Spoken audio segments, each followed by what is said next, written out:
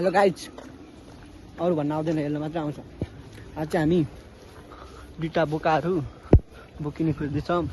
के दामी तुरीको फुल यार होइन। अब हामी एउटा बोकाको घर जाँदैछौँ। उयो आन्टीले के हेरिदिएर यस्तो देखाइदिउँ क्या, भयो छोडिदिउँ। अब हामी त्यहाँ गएर बाबा गर्ने हो। अर्को बोका, अनि यो बोकाको बोकिने चाहिँ छ, बोकिने नभनौँ। नभने कस्तो मिलेको छैन। ठिक छ, ए माग्दो रहेछ। लाइक आन्टे सियोराम के हेरेर बुढो नेपालीहरूको बानी त पछि कट गर्नुपर्छ ल। हामी यहाँ जाँदैछौँ। यस्तो आकाश त दामी देखियो ल। हामी त एकछिनमा भेट्छौँ ल। साथीको घर जाँदैछौँ गाइज। दुईजना छौँ हामी। यसो भोग्नी लगाएर त्यहाँ गएर गरौँ। छ भने के, अब छैन भने चाहिँ के गर्नु होइन। अघि सरी मैले आकाश भन्छु, स्काई है, स्काई। नाइस स्काई, सेक्सी देखिरहेको। अब हामी त्यहाँ जान्छौँ। साथीको लग पऱ्यो अरे पार्टी खान जाँदा।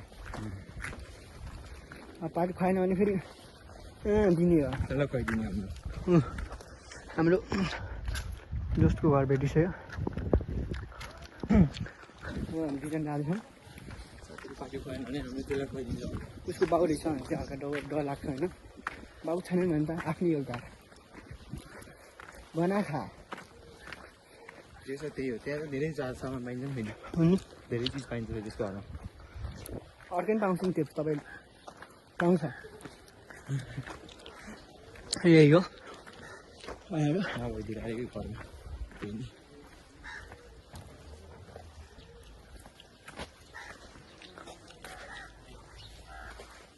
सोहन उयो देखिसकेँ मैले, यहाँ सुतिरहेको रहेछ।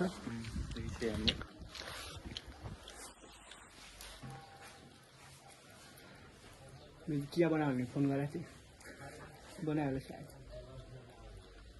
डुगी के आएको थियो त गाइज आयो।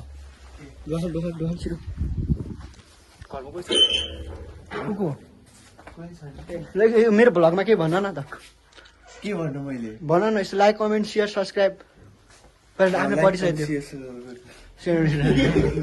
हेर्नु गाइज, हाम्रो साथीको घरमा आइपुग्यौँ होइन। पहिले खाटे त थियो होइन। अब त्यही हो, एकछिनमा भेट्छौँ है। ल गाइज, अब हामी साथीको घरमा एउटा खतरा भिडियो बनाएर भिडियो आउँछ होइन।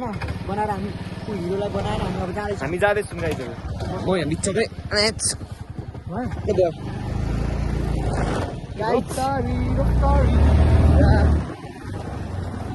हेलमेट छ मेरो हेलमेट छ। यसलाई भन्छु म हेलमेट। चल हामीलाई चिकुसम्म छोडिन्छ अनि जान्छ।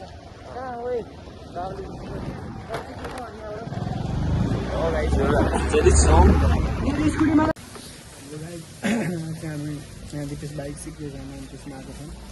हेर्नु सक्नुहुन्छ उसले यहाँ सिकिरहेको छ। अनि म चाहिँ यहाँ बस्नु त्यतिकै। त्यसपछि अब हामी घर जान्छौँ। गाइज अहिले हामी यहाँ पार्कमा छौँ। यहाँ पार्क त दामी हो नि फेरि।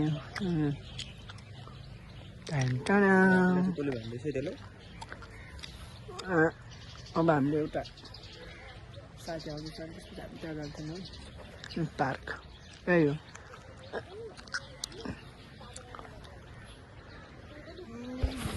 गाइज अब चाहिँ हामी घर जाने बेला भयो जस्तो लाग्यो। अनि त्यही भएर घर जाँदैछौँ दुईजना।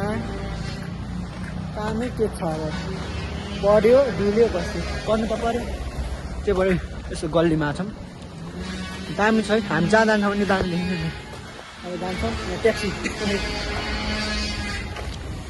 त्यही हो, यस्तै होइन कि ट्याक्सी हो। हामी बाहिर गयौँ भने देखाइहाल्छौँ। घर गयौँ भने घर यतिमा सकिन्छ, बाहिर गयौँ भने देखाउँछौँ है।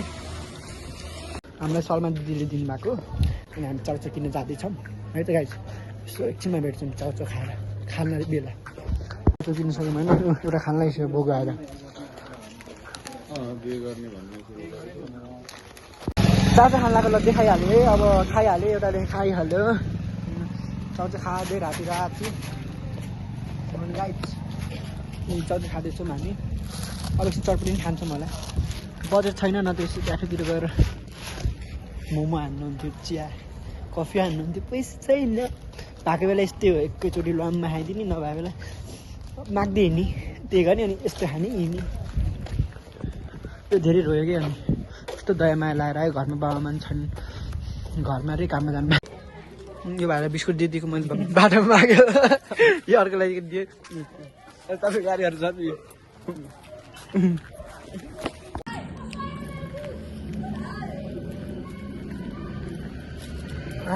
यति सास आयो यस्तो भोक लागेर त्यो त खाइरहेको छ यहाँ अलिक सास आयो नि अब पानी हाल्नु भएको थियो यो बाटो जाँदैछौँ यहाँ भाइहरू चलाइदिने भाइलाई छैन भाइ हिँड्नु भनेर के भन्नु भाइ हो मेरो भाइ यत्रो थियो मैले यसो सानो बुझिदिन्थेँ यो गुड बुझिदिनु थिएन अनि यो सानो थियो क्या भर्खर जन्मेको थियो म 1 क्लासमा पढ्थेँ क्या अनि यसले मलाई दादा ललिपप ल्याइदिनु भन्थ्यो नि मलाई ललिपप ल्याइदिन्थेँ कुन ललिपप दादालाई चाहिँ मैले मेरो ललिपप खुवाइदिन्थेँ तिम्रो घरमा पनि थियो है कति धेरै अनि कति धेरै मेरो स्पेसल थियो कि उसलाई खुवाइदिने मैले अनि बाली चुडी खान्थ्यौँ अनि त्यही हो सानो बेलाको कुरा भन्छु ल म सानो बेला थिएँ क्या सानो थिएँ अनि त्यतिखेर म सानै थिएँ म कस्तो फरा जन्मेको 2-3 महिना त बाबाआमासँग बोलिनँ अरे 2-3 महिना होइन कि 6 महिना 6-7 महिना बाबाआमासँग बोलेन अरे त्यस्तो रिसाइदिएको अरे बोल्दै बोलेन मात्र हुन्थ्यो अरे बोलेन अरे बाबाआमासँग रिसाएर अब सोच्नु न कस्तो थियो होला अब पछि अनि के भन्थ्यो अनि पछि अनि बाबा होइन बाबा भन्छ ड्याडी भन्छ नि त मान्छेहरूले अनि बल्ल बल्ल सबैले सम्झाएँ सुन त्यसपछि बाबा मम्मी भन्नु थाल्यो होइन दादा बाबा मम्मी भन्थ्यो नि मैले चाहिँ के भन्नु थाहा छ बाउ भनिदिन्थ्यो रहेछ कि सिद्धो रे कि अनि पछि बा गर्न थाल्यो सबैले अनि सम्झाएपछि नत्र बोलिदिन्थेँ खासै कोहीसँग सबैसँग रिस उठ्थ्यो त्यस्तो ज्ञानी थियो कोहीसँग नबोल्ने बोक्लाएर रोइदिने त्यति हो मन तर बत्त बसेको थियो अब त्यही हो चपडी खाना ल